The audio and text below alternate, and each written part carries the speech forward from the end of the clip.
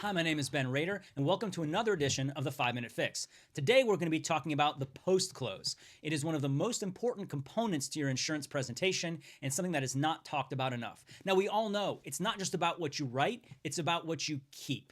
Now, you cannot completely avoid fall-off, chargebacks, clawbacks, whatever you want to call it. They're an inevitable part of the business, but there are some things you can do to vastly mitigate that risk and keep you insanely profitable. I have 3 simple tactics that I'm going to share with you today that have created incredible placement and persistency for me personally and for the agents that I have trained and that have adopted these practices. So you may already be doing them, or you may be doing 1 or 2 of them, but if you put all 3 of them into play, I guarantee you will see a massive increase in your overall placement, persistency, and the quality of clients that you keep for life. First and foremost, I think a huge component to the post-close is how well you think you're doing, whether you're face-to-face or over the phone.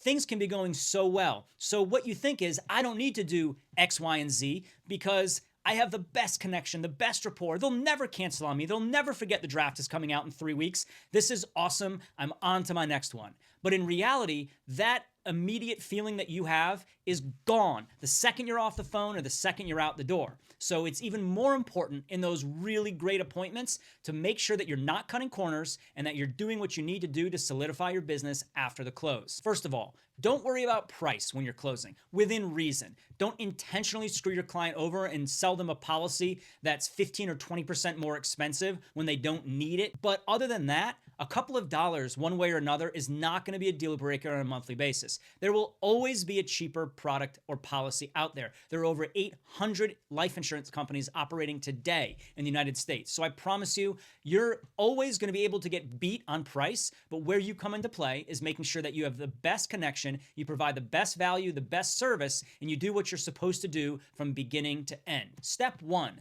the downsell. Always, and I mean always, attempt to downsell your prospect, whether they picked a $20,000 final expense policy or a $200,000 term policy.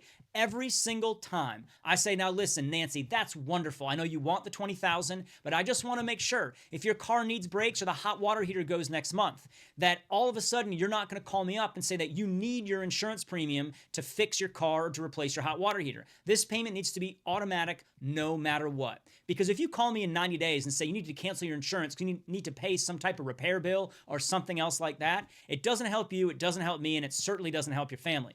So I would rather have you start at $10,000 or $100,000 or whatever it may be. That's half the price, and we can build up to a higher amount down the line once you're comfortable with it. I would much rather we do that than you bite off more than you can chew. Now, if the $65 a month, if the $165 a month, whatever it ultimately is, if that's totally comfortable and you tell me absolutely beyond a shadow of a doubt, I will never have a problem paying it, then great, we're going to go forward with it. But if I don't at least attempt to downsell it, I can wind up in very hot water. We all want to high-five each other when we got these big premiums walking out of the house, and then when they call to cancel in 25 days or 3 months or whatever it may be, it's not as much fun then, is it?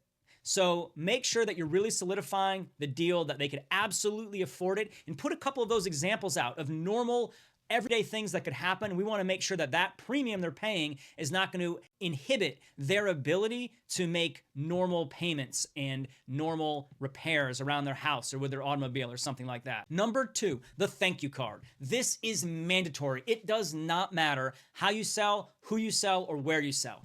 Handwritten thank you card is one of the most powerful things you can do, and that needs to go out immediately. The same day that you write that policy, that 3 or 4 line handwritten thank you card is in the mail. Let me tell you, nobody is getting hand-addressed mail anymore. Ever. So when they get that in the mail, just saying, Nancy, thank you so much for the opportunity to protect your family with $20,000 of level permanent coverage from Mutual of Omaha. I look forward to being able to help you in the future. And if you ever have any questions, don't hesitate to give me a call. You put another business card in there, you put it in the mail, and that's all you need to do. It takes you literally 60 seconds to complete that, and that will create a client for life. I have showed back up a year, 2 years later at my client's house. They still have my thank you card on the fridge or sitting on a table somewhere because it's that rare for anybody, much less our clients in general, to get thank you cards in the mail. It solidifies that relationship, and it makes everybody understand that you are their agent.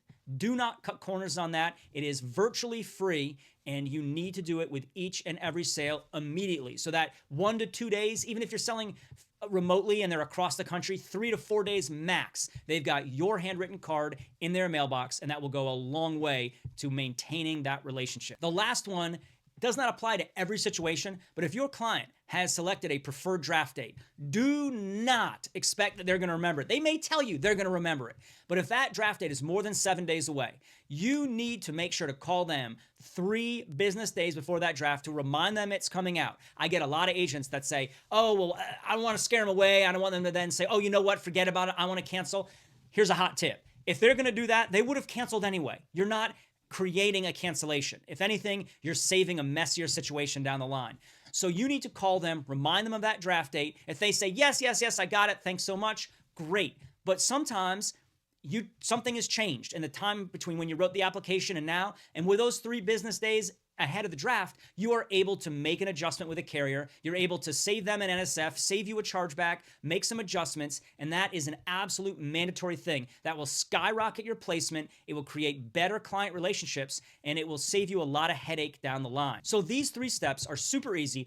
2 of them cost no money. They're just a tactic, and 1 of them is virtually free. If you put all three of these into play every single time you write an application, I guarantee you will see an increase in your placement and persistency, an increase in referrals. When you call your current clients to wish them a happy birthday or on the annual review to do your beneficiary check, you can not be nervous that they forgot about anything, that there's anything wrong, that you've done anything other than exactly what you say you were going to do. So I hope that helps. I hope you put those practices into play immediately, and you will see an absolute change in your business quality if you do that each and every time. No matter how well you think you've done in your presentation, make sure to execute those 3 principles, and you will see a big boost in your business. Thanks so much for watching, and I'll catch you next time on the 5 Minute Fix.